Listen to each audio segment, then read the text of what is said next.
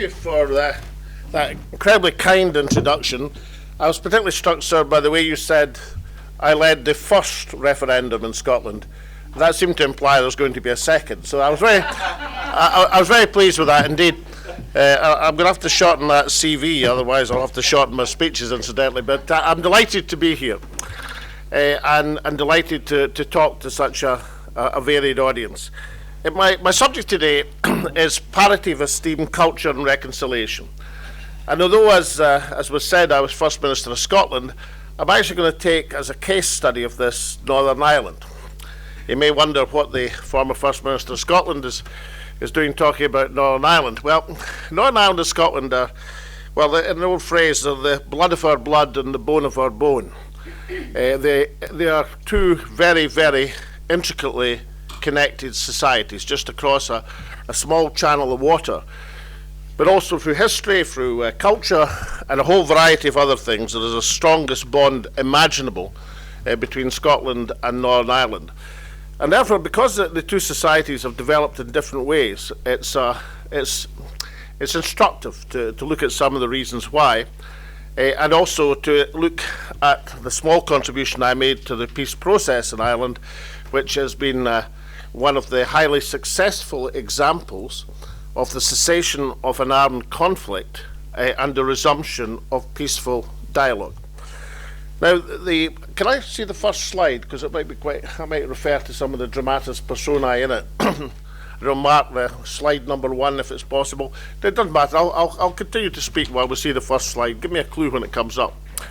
But the key to this is the troubles, as the recent troubles in Ireland, which stretched from the 1960s to the turn of the century, about 40 years.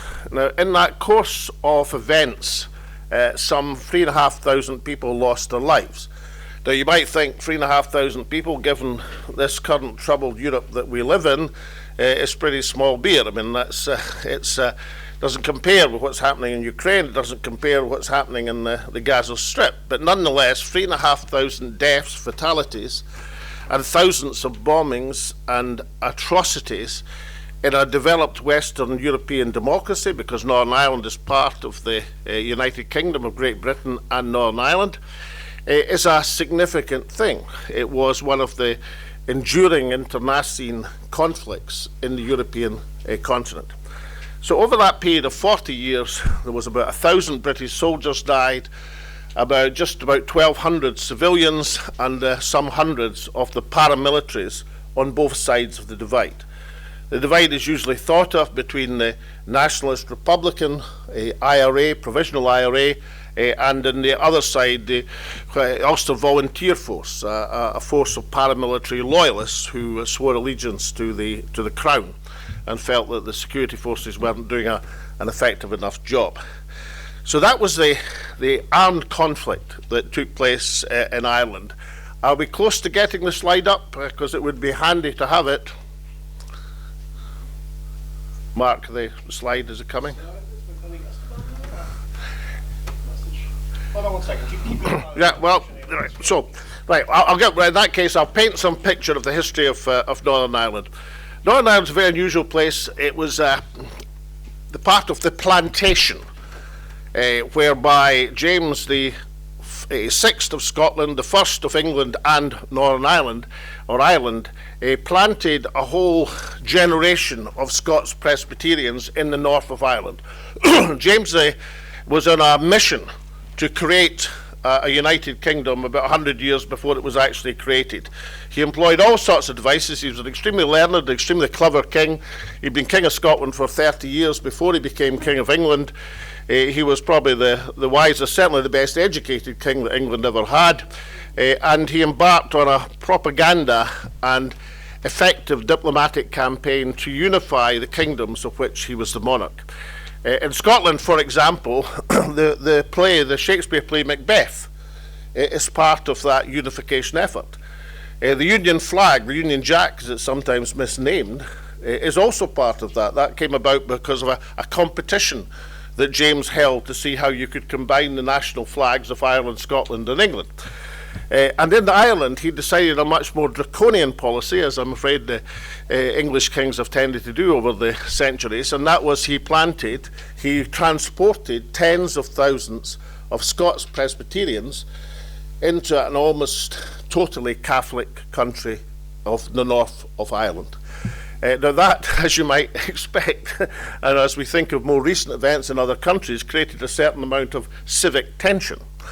And that culminated at the end of the 17th century in the dynastic wars, which saw his grandson James II unseated by Prince William of Orange, and William and Mary then became the king and queen of England, Scotland and Ireland.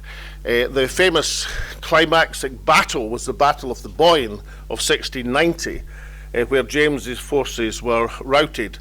Or as the songs go, and I'm going to talk about songs in a second, King James and all his rebel band marched up to Bishop's Gate. This commemorates when he tried to get into the city of Londonderry and the Protestant apprentice boys shut the gates on a Catholic king. Now this is quite remarkable, because how many 17th century battles are part of the current political dialogue in any society?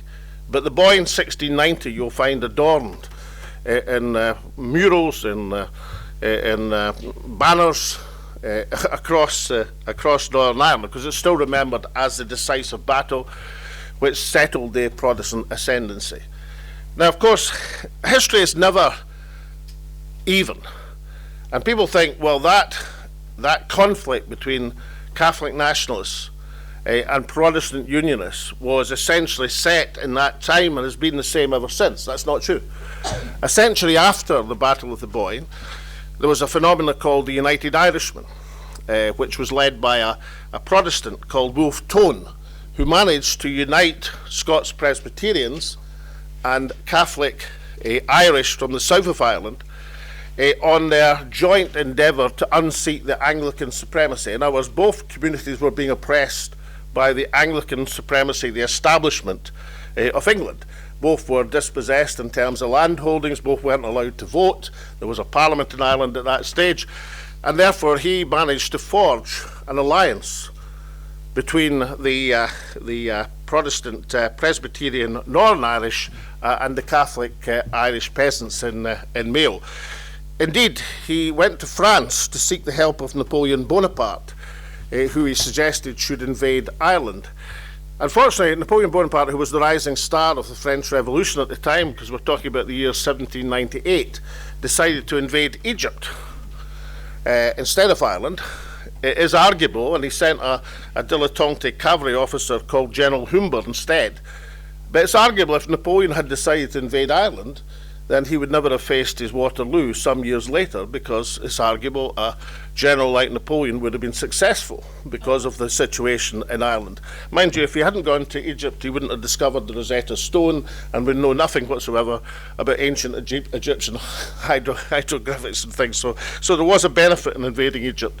But nonetheless, it was a decisive moment when Wolfe Tone, the leader of the United Irishmen, failed to persuade the French to invade Ireland, and instead Bonaparte decided to invade. Now, the recriminations from that failed adventure, because General Cornwallis, who some of you will remember surrendered Georgetown to the American revolutionists some 20 years earlier, got a narrow escape in losing Ireland as well as America, and he strung up the Scots Presbyterians and he strung up the Irish Catholics, so they were all put to the gibbet and hanged, drawn, and quartered, which understandably caused a fair amount of recrimination between the Presbyterians and the Catholics, blaming each other for who didn't do what at what time, and for the failure of the revolution. So it resettled the divide.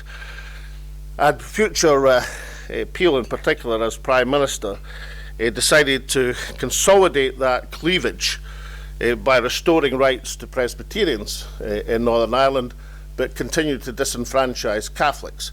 And so it was set in, once again, the division in Northern Irish society. A division which remained through Irish independence of 1922, when 6 counties, the 6 counties of Ulster, were separated from the settlement and stayed part of the United Kingdom, albeit with their own parliament. So, in the words of another song, this island of ours, lads, has long been half free. 6 counties still suffer John Bull's tyranny. Now, I mention some songs because the impact of this divided society generated a huge wealth of songs, of culture, of folklore, of myths on either side of the divide. There have been PhDs written and achieved in looking just at the cultural influence of these songs. And some of the songs are absolutely magnificent. If the subject matter were not so intolerant and discriminatory, we'd all gladly join in the splendid ballads and songs and vibrant marching tunes that were produced by this conflict in Ulster. And so it was into that environment, that entrenched environment of division, of civil conflict, of bombings, of 3,500 people dead, that they managed in the Belfast Agreement of 1998 to carve out a peace. But the peace did not result in the resumption of civic democratic processes in Northern Ireland. That came after the St Andrews Agreement of 2006. Now, if we do get to this slide, it would be really, really good. Anyway, look, I'll just have to describe you what this slide shows. I was invited by the then First Minister, the Reverend Ian Paisley, and the Deputy First Minister, Martin McGuinness, to address the newly formed administration. Because after all of these hundreds of years of conflict, of the disenfranchisement of the Catholic community in Northern Ireland, I don't know, you want to pass it round, Taz? Maybe pass it round. Well, pass it round so everybody can have a look at it. But anyway, look, they managed to come to this settlement, the St Andrews Agreement, whereby they formed a joint administration between the Democratic Unionist Party, led by the redoubtable Reverend Ian Paisley, and Sinn Féin, whose deputy leader was Martin McGuinness. Now, 2 more disparate characters you could never have imagined. The reason they asked me to come across to Ireland to help to maintain their administration was I'm a Scots Presbyterian, therefore I'm the same religion as the Reverend Ian Paisley, albeit in somewhat more moderate form. And I'm also a Scottish nationalist, which meant I had a natural sympathy to Irish nationalism and the politics of Martin McGuinness. It was, as you like, I had a foot in both camps, and therefore was trusted, unwisely or not, by both the Reverend Paisley and Martin McGuinness. So I made a speech in the Northern Ireland Parliament. It was a very careful speech, because like this audience, but the right number of people here, of all different parts, anyone who could have walked out at any moment. So it was a carefully crafted speech about Scotland and Northern Ireland, designed to offend nobody. And after the speech was judged to be a success because nobody walked out, we went for a cultural interchange in the Great Hall of Stormont. And that is what is on a photograph, which I'm now going to describe to you. The photograph has the Reverend Ian Paisley and Martin McGuinness, formerly of the IRA, beating a drum, which I am holding. This is not an ordinary drum, it's a lambeg drum. It's the largest percussion instrument in Europe. It was brought to Ireland by William of Orange back in 1690 in somewhat smaller form, and it's the drum that's used in Protestant marches in Northern Ireland. So long before you can hear the flute music, you can hear a bang, bang, bang of this incredible drum. So we're sitting in the Great Hall of Stormont. Martin McGuinness was on my left, Ian Paisley was on my right, and I'm looking, and what they had was a celebration of the different strands of Northern Irish culture. So a pipe band marched through, and then they were followed by a flute band, the pipe band representing Gaelic Ireland, Nationalist Ireland, the flute band representing Protestant Ulster. And so the whole thing was a melange of 2 different cultures. And I'm looking at this massive drum, and I said to Mr. McGuinness, I don't suppose you've ever been close to one of these things before. And he says the nearest I've been to a Lamberg drum is 100 yards demonstrating, because the Lamberg drum used to lead processions of Protestant marchers through Catholic areas. Boom, boom. And then I said to Big Ian Paisley, you know, Ian, it would be a significant thing if we could get our photograph taken, me, you and Martin, with the Lamberg drum. So there was then a consultation between their PR people, which lasted about 20 minutes, and eventually both of them decided that they would go ahead. Now, I notice here, in Berlin, we say, what is all that fuss about a photo?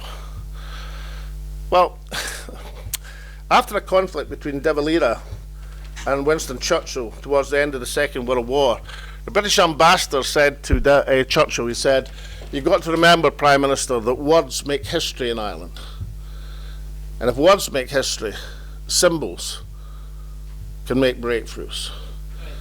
And what was in this photograph, a photograph that appeared on every single front page of every single Irish newspaper, north and south. In fact, the only place this photograph has not appeared is here.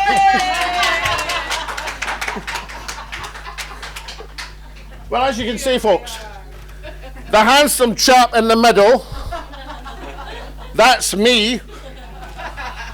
The big guy on the right, then over 80 years old, was Ian Paisley, and the chap on your left here is the former IRA commander, Martin McGuinness. That photo, not just that photo, but that photo and the parity of esteem of the two different strands of culture of the statelet of Northern Ireland was what managed to help bridge the divide. Now, I offer just three other aspects of evidence for this. In negotiating the St Andrews Agreement, which I was before I was First Minister, but because the agreement was in Scotland, I had some small part in. One of the most positive forces in terms of bringing about an agreement was the Loyalists and Republican prisoners in the Maze prison in Belfast and Longkesh. Now, you may think that's kind of paradoxical, or you may not, that the prisoners, people who were convicted of acts of violence and murder, were the most supportive of a peace process. You might think it's quite rational. If you're facing a 30-year sentence, you might be interested in a process that will reduce that sentence or have you released. But nonetheless, given the entrenched views, if you remember, some 20 years before, Bobby Sands starved himself to death as a member of Parliament in that prison. So you'd have to expect that the people on both sides of that divide were committed to their causes. I think one of the reasons that happened is in the 1990s an experiment took place in the Maze prison, whereby Loyalist prisoners were introduced to a course on Irish history from a nationalist perspective, and nationalist prisoners were introduced to a course in Irish history from a Protestant perspective. Now, I'm not saying that any single course, apart from this one, of course, can change the course of history. But nonetheless, I was told by a gentleman called David Irvin, who was an interesting character in 2007, where he tragically died at a young age, because he was a Protestant paramilitary who was successfully engaging in the democratic process that was starting, a very visionary individual. Now, he told me that was influential, and I believe him because he was there, and he was a living example of somebody who'd been a paramilitary operator who was looking forward to engagement in a political process successfully. And his sister, to this day, runs a course in East Belfast, which is the heartland of Protestant Ulster, on the Irish language, which is an indication that that course and action was highly significant. Does the parity of esteem nominally inevitably solve civic conflict? The answer is no. Other things have to come into place as well. A society has to want to end killing and suffering and division and embrace a new reality. But is it an essential prerequisite of ending a civil conflict? I think it absolutely is. It hasn't always been plain sailing in the last 17 years since the St Andrews Agreement, and since I spoke with the Paisley and McGuinness and Stormont. And indeed, the Irish government, the Northern Irish government administration, was suspended about the Irish Language Act because of the failure to carry forward giving parity to the Irish language in Ulster. However, a solution has been found, the Assembly has resumed, and again there is a power-sharing agreement in Ireland. My submission is that cultural influences, the understanding of history and distinctiveness, is an essential prerequisite to long-term settlement of civic disputes. I was speaking last night to somebody who's very, very adept in the settlement of disputes in the Middle East, and I was pondering of how many children in Gaza have ever heard history taught from a Jewish perspective, and how many Jewish children have ever had histories taught from a Palestinian perspective. Because without that understanding, without the empathy, and the last thing I will say before I give way to my much more knowledgeable colleague, is that Martin McGuinness and Ian Paisley are examples that, as we'd say, as my granda used to say, there is no such thing as a lost soul. Nothing about their early careers would have told you that they would become peacemakers. Reverend Ian Paisley was a fire and brimstone preacher. He sent lots of people to hell metaphorically in his sermons. Martin McGuinness sent lots of people to hell physically as an IRA commander. There was nothing about either of their backgrounds which would tell you that in 2007 they were the right people to make peace. But they were, because both of them possessed a quality which is very rare but very important. Both of them, and I knew them both extremely well, both of them possessed empathy. That is the ability to see the world from the other person's point of view.